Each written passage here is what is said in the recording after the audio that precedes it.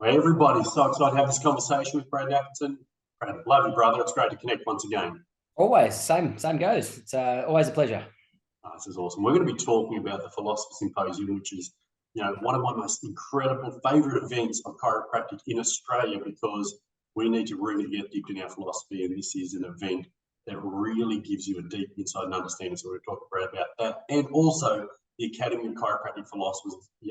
We're going to chat for about 5-10 minutes with you guys to really give you a deep understanding of what's happening, what the curriculum and agenda is for this. Please stay with us all the way through. We're going to share with some dates as well. But let's start with the Philosophy Symposium. Yes. Such a profound event. Brad, tell us about that. So the Philosopher Symposium is my pet event, and the reason why it was set up is on the back of the ACP. So I think they all tie in really well. But the Philosophy Symposium this year is on July the 29th. And we'll talk a little bit about the ACP module around that. But July the 29th is the Saturday. It's basically from 8 o'clock in the morning till 6:30 at night or 6 at night. So it's a full day. We've got an amazing lineup of speakers.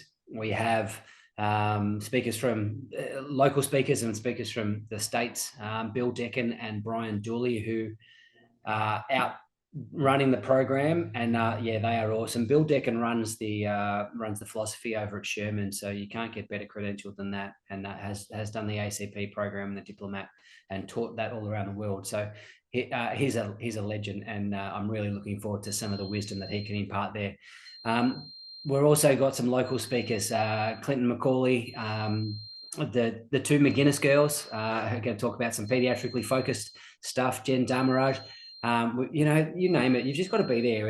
It's not only the reason as to why it's important from my point of view to be at an event like that is the content that you will get, yes, but you also get to hang out with like-minded folk who just share your passion, share your love, and as I say, bring the tribe together so we can all focus on being better chiropractors, better human beings, and hopefully we can learn a little bit more in the process.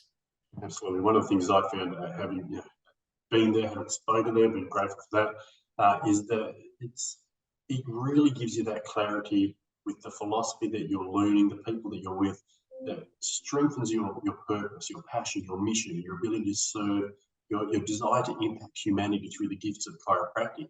Yep. And I love going to the Philosophy Symposium for all of those reasons. And as you said, it's not only the curriculum and what you learn, it's who you become as a result of being in an environment like that, and the way that your practice changes and evolves, and therefore serves and impacts at a higher level. So I just want to appreciate you for continuing to serve by bringing this event together. Appreciate that, Brad. It's always great to be there, and you do so much work.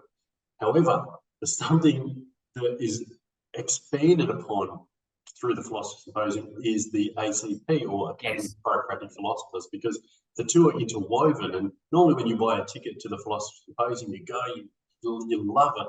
But if you buy a ticket to the Academy of Chiropractic Philosophers, you get that and the Philosophy Symposium as well. Tell us about how you brought this together to have these two events align. So one of the important things is there needs to be a certain amount of in-depth chiropractic discussion to be accredited, and that's the reason as to why we've been able to mold the two events, because we will cover enough content through the Saturday seminar that Sherman have ticked the box to say that that's going to be of enough philosophical background and basis to be able to contribute towards your greater understanding of chiropractic philosophy, and also tick off the requirements for their 100 hours that they need to meet for the ACP certification.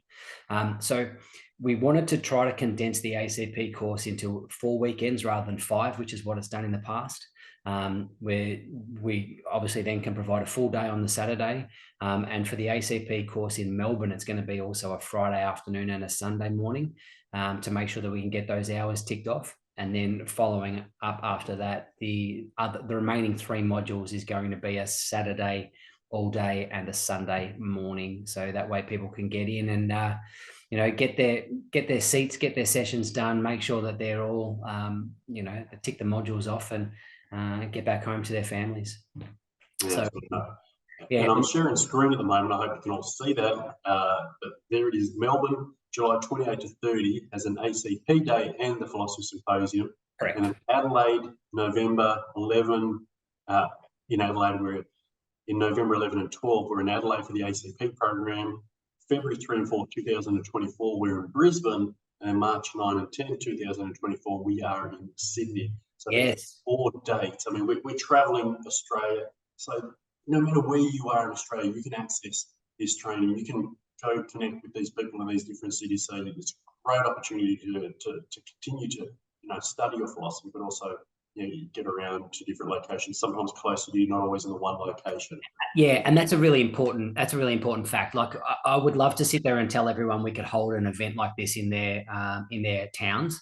The reality is we can't. We also didn't want to just make it Melbourne centric. I know that the people around Australia can get a little frustrated with that. We know that speakers coming in and out can't access Adelaide that easily. It's not always that easy to fly internationals out of the States to Adelaide.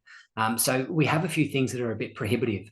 So I hope everyone can understand that we are trying to make it as accessible for everyone as possible. Hopefully those 4 locations, they cover the main towns in Australia. Yes, I know someone's going to miss out. But what it does is it means that at least one of those 4 weekends, you're going to be able to sleep in your own bed, and it's less travel and less cost. We've also made sure that the cost has been kept to an absolute minimum. I know that, like, when I did the course about 5-6 years ago, maybe even longer, I paid more for it than we are these days. So we've capped the price. We've offset some of those costs with some fundraising that we've both been involved in.